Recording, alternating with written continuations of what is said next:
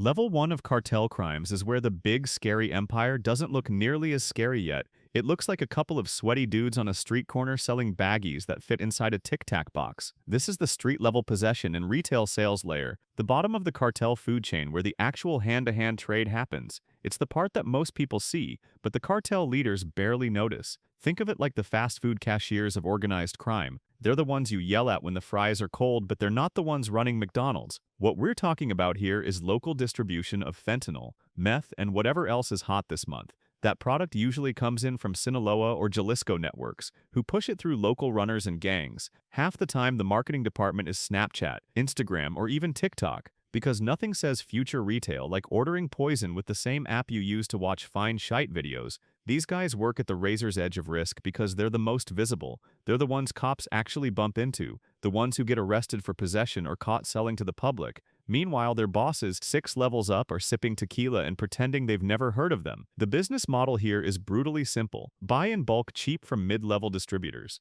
Break it down into tiny units, sell to users at double or triple the price. Repeat until you get caught or move up. Some of these people are just small-time users flipping bags to support their own habit. Others are linked to gangs who control entire neighborhoods. Either way, they're the ones feeding demand directly. The supply taps into the veins of cities in the US, and in Mexican towns, it's unglamorous, dangerous, and very disposable work. And yet without them, the empire collapses. They're the front line of the drug economy, the lowest paid interns of a billion-dollar industry. And every time one gets busted, there are 10 more waiting to fill the spot. Because when the product is this addictive, turnover isn't a problem, and recruitment is almost instant. Level 2 of cartel crimes kicks things up a notch from the sweaty street corner dealers because now we're talking about the infamous cobro de piso, or protection tax, which is basically the criminal version of rent, but instead of paying your landlord to fix a leaky faucet, you're paying a group of guys in tactical vests so they don't burn down your taco stand. This is where extortion becomes the business model of entire cartels and regional gangs like La Familia Michoacana, who specialize in milking every single market vendor, truck driver, and farmer in their territory. It works like this. You open up a small shop, you sell fruit, clothes, or maybe you just haul goods on your truck. Sooner or later, some men show up and politely inform you that your business now owes them a weekly fee for protection. And by protection, they mean protection from them.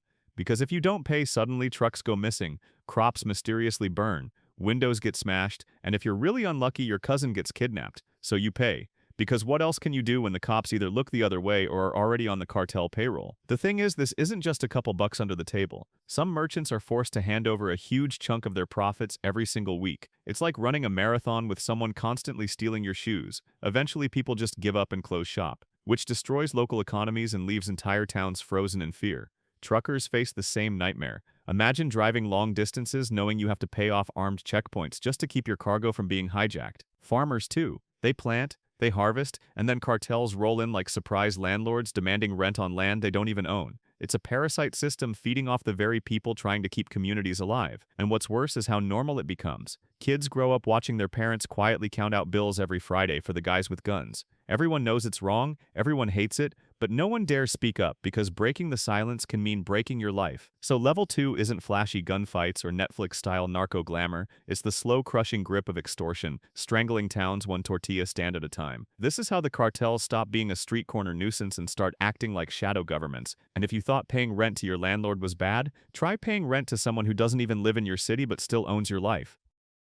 Level 3 is where things stop looking like a back alley hustle and start looking like a Fortune 500 company that just happens to specialize in fentanyl, meth, and cocaine. Imagine moving literal tons of drugs across borders. Not backpacks, not car trunks, but shipping containers stacked like Lego towers. This is where groups like Sinaloa or CJNG play their real game, because retail street sales are pennies compared to wholesale trafficking. If level 1 was kids with Tic Tac baggies, then level 3 is Costco, but for narcotics. And of course, all that product generates rivers of cash, and rivers of cash have to flow somewhere. You can't just dump $100 million under your mattress unless you want your house to look like a bouncy castle. So cartels get creative. We're talking shell companies that technically sell bathroom tiles, but in reality are just moving drug money, pharmacies that stock more fake prescriptions than real medicine, and restaurants where no one ever eats but somehow they're always profitable. This is money laundering 101, but scaled up to a level that would make Wall Street accountants sweat bullets, because it's not just moving money around, it's making it look squeaky clean.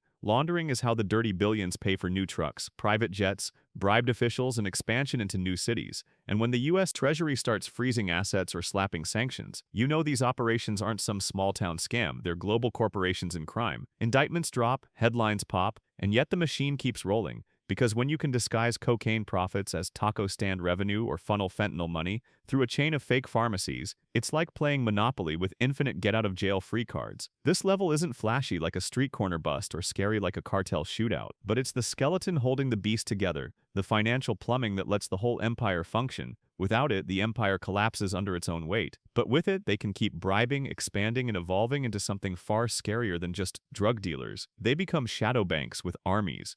Level 4 of cartel crime is where things stop being about back alleys and baggies and start sinking their claws into the actual machinery of the state. We're talking corruption, infiltration, and a level of rot that makes the whole system wobble. Because let's be real, cartels aren't just scary because of guns and drugs. They're terrifying because of how deep they can buy their way into power. Picture this. You get pulled over by a cop and you think he's there to enforce the law. Turns out he's working for the very guys moving the cocaine. Same badge, different paycheck, and it doesn't stop at the street level. Prosecutors who should be building cases suddenly lose files. Evidence goes missing, witnesses get intimidated, and judges, yes, sometimes even the bench isn't safe. Entire investigations have collapsed because cartel-linked bribes flipped people who were supposed to protect the system. And when the people in charge of enforcing laws are in bed with the people breaking them, you don't just get corruption, you get a shadow government that smiles at you in daylight and takes envelopes full of cash at night, and that destroys trust. Once ordinary folks realize the police are just another cartel branch office with uniforms, who are they supposed to turn to? You can't call 911 when the operator is basically on the cartel's payroll. And that's why this level hits harder than anything before it, because you can fight a street dealer, you can raid a stash house, but when the rot is inside the very institutions meant to keep order, the entire foundation shakes. It's the point where citizens stop believing in justice, where communities retreat into silence out of fear, and where the cartel's reach goes from the shadows into the halls of power. And that, my friends, is level 4 of the cartel crime ladder. Corruption so deep it turns law into a joke, and the punchline is that everyone's safety is up for sale. Level 5 is where the mask comes off and the nightmare begins. We're not talking about corner dealers or bribes anymore. This is the part of the cartel machine that feels straight out of a horror movie. Kidnappings, torture, targeted assassinations, and outright terror tactics. This is where violence stops being a side effect of the drug trade and becomes the product itself. Imagine you're walking home and a black SUV rolls up. Suddenly you're grabbed, blindfolded, and shoved inside. You're not just unlucky, you're now a bargaining chip. Cartels have turned kidnapping into a business model. Families are forced to pay ransoms, communities live in fear, and sometimes the victims aren't even returned. The message is clear: pay up or disappear, and torture, oh yeah, that's a staple at this level. Not just for punishment but for spectacle. Cartels like Los Zetas took brutality to theatrical levels, public beatings, bodies displayed on bridges, videos circulated like twisted commercials for fear. These aren't random outbursts, they're calculated campaigns. If level 1 was like a fast food counter, this is like the cartel's horror theme park. Except nobody wants to buy a ticket. Then you've got targeted assassinations when someone needs to go, whether it's a rival, a police chief, or even a journalist who got a little too curious. The hit is fast, public, and designed to send a shiver down everyone else's spine. Bullets in broad daylight, car bombs, even executions outside nightclubs. It's the kind of thing meant to make sure everyone knows exactly who's in charge, and it's not the government. Terror tactics wrap it all together. Whole towns silenced overnight, buses hijacked, mass abductions. It's violence as advertising, a way to scare not just enemies but entire populations into submission. At this stage, the cartel isn't just selling drugs, it's selling fear, controlling through paranoia and trauma. Level 5 is the moment when cartels stop playing mob boss and start playing warlord. It's not about money anymore, it's about domination, about turning human suffering into a brand. And it's the part of the story where you realize this pyramid of crime is climbing into much darker territory. Level 6 is where the cartels stop pretending they're just local bad guys and start acting like full-blown international corporations. Except instead of shipping coffee beans or car parts, they're moving guns, drugs, and human beings across oceans, borders, and continents like they're running Amazon Prime for crime. This is transnational organized crime, the stage where the Sinaloa cartel CJNG and their global cousins operate with logistics so advanced you'd think they hired ex-FedEx managers. They're not just moving kilos anymore, they're moving supply chains, and they're doing it with a terrifying level of professionalism. You've got arms smuggling rings feeding weapons from Eastern Europe or the US into Latin America. Then the same routes are used to send cocaine, fentanyl, or meth back north. It's like a criminal recycling program but with assault rifles and powder.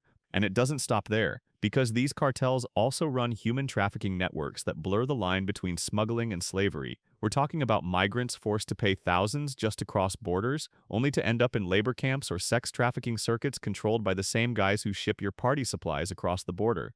CJNG, for instance, has been linked to trafficking operations across Mexico, Central America, and even Europe, while Sinaloa has brokers working in Africa and Asia to expand their reach. And you know how multinational companies have regional offices? Yeah, cartels do too. They've got middlemen in Spain handling cocaine from Colombia, logistics guys in China organizing precursor chemicals for meth, and shady financiers in Dubai and Panama laundering billions through fake import-export companies. So at this point, we're not talking about gangs and pickup trucks. We're talking about international crime syndicates with accountants, chemists, shipping experts, and corrupt officials all on payroll. This is the level where the violence doesn't just spill into the streets. It spills into geopolitics, destabilizing whole regions and corrupting entire governments. And the crazy part is, a lot of countries barely realize how deeply they're entangled in these networks. Ports in Antwerp, Rotterdam, and even Melbourne are regularly used as drug entry points because the containers look like normal shipments. Meanwhile, arms from the US keep flowing south through straw buyers and private sellers,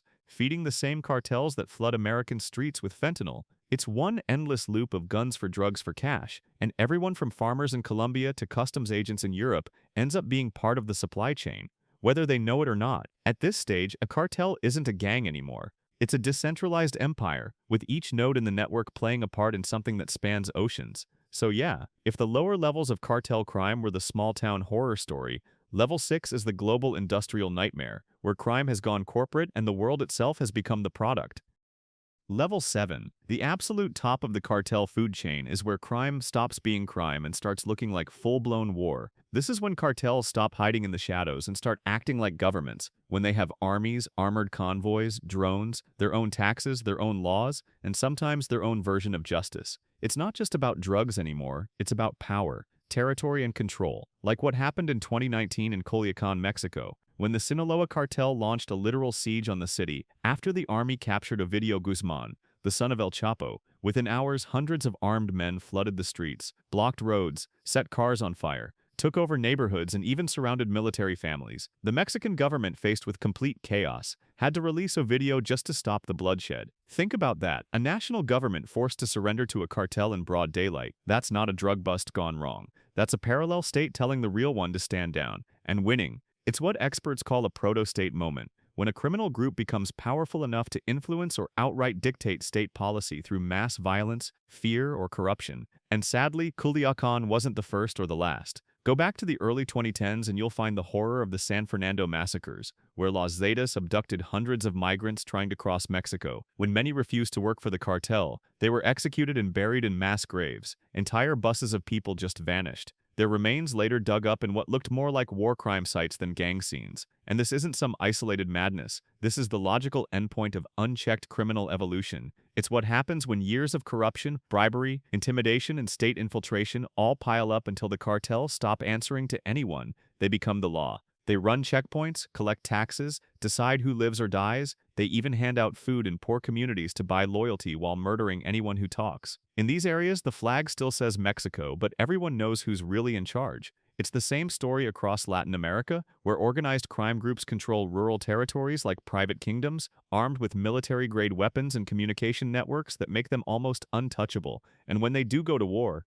civilians pay the price. Entire towns get displaced, police forces quit, local governments collapse, and humanitarian crises explode overnight. Level 7 is where the line between cartel and insurgency disappears, where they're no longer just criminals, they're rulers by force, and the state either negotiates, retreats, or bleeds out. It's the peak of the pyramid, the point where the system breaks, because when a cartel can make a government surrender, it's not a crime problem anymore. It's a sovereignty problem, and that's the final stage of cartel evolution, the moment they stop breaking the law and start replacing it.